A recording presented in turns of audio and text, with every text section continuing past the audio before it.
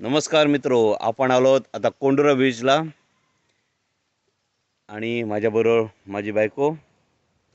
आम्ही दोघे फिरायला आलेलो आहोत कोंडुरा बीचला. काही वर्षांपूर्वी हे बीच पूर्णपणे म्हणजे कोणाला माहीत नव्हतं, पण आता जगाच्या नकाशावरती एक चांगलं बीच म्हणून प्रसिद्ध झालेलं आहे कोंडुरा बीच. आणि आपण आता कोंडुरा बीच बघायला जाणार आहोत. चला तर मग कोंडुरा बीचला. इथून एक पाऊलवाट जाते. त्या पाऊलवाटेने जाताना एकदम मस्त वाटतं, कारण आजूबाजूला ही बघा नारळाची झाडं आणि ही पाऊलवाट कोंडुऱ्याच्या समुद्रकिनाऱ्यावरती जाते. आणि ही नारळाची बाग बघा, नारळ खूप लागलेले आहेत आणि खूप छान वाटतं. हे सायल्याचं झाड, हे सायल्याचं झाड म्हणजे ज्याला आपण सागवान म्हणतो ना, त्याचं हे झाड. आणि इकडनंच पुढे जाताना आम्हाला एक नदीही दिसणार आहे. तर त्या नदीचं वैशिष्ट्य मी तिकडे गेल्यावर तुम्हाला दाखवतो की ती नदीचं वैशिष्ट्य काय आहे. ही बघा ती नदी म्हणजे आपण ओळ म्हणतात त्याला इथे, कारण पाणी कमी असतं आणि पावसाळ्यात पाणी हे डोंगरावरनं येतं. म्हणजे इथलं पाणी गोड पाणी आहे. आणि हा जो ओळ आहे, हे जे पाणी आहे ते नंतर समुद्राला जाऊन मिळतं. इकडची गावातली लोक या ओळ्याच्या पाण्यातच आपले कपडे धुतात.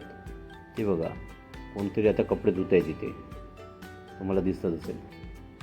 आणि हे पाणी हे बघा असं समुद्राला मिळतं. हा एक संगम बघण्यासारखं असं वाटतो. एकदम ऊन खूप आहे, पण असं वाटत नाही की ऊन खूप आहे असं. आणि ह्या झाडांच्या सावलीमध्ये एकदम मस्त वाटतं आणि एकदम छान वारा येतो. निसर्ग खरा म्हणजे बघायचा असेल ना तर कोकणातच जावं. कोकणातला निसर्ग अनुभवणं ही एक मोठी पर्वणीच असते. कोंडुऱ्याचा समुद्रकिनारा आम्हाला इथूनच दिसत होता. एकदम मस्त वाटत होतं. धकाधकीच्या जीवनातून जर कोणाला शांतता हवी असेल तर त्यांनी निश्चितच कोकणामध्ये यावं आणि कोकणातलं हे सौंदर्य अनुभवावं. आम्ही अशीच पुढे चालत आहोत. खूप शांत आणि मस्त वाटतं आहे. आम्हाला तर समुद्राच्या लाटांचा आवाज पण खूप चांगल्या प्रकारे ऐकायला येत आहे.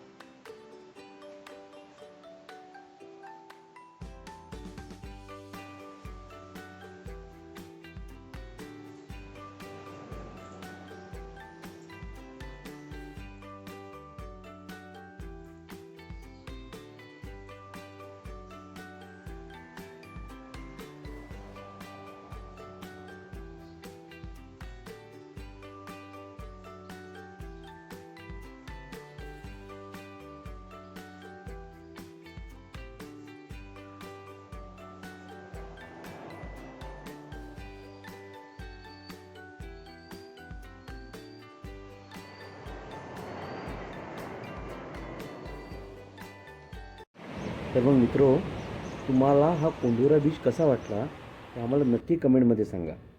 आणि तुमच्या मित्रांना हा नक्कीच व्हिडिओ शेअर करा, कारण त्यांना पण अशा निसर्गाचा नक्की आस्वाद घेता येईल.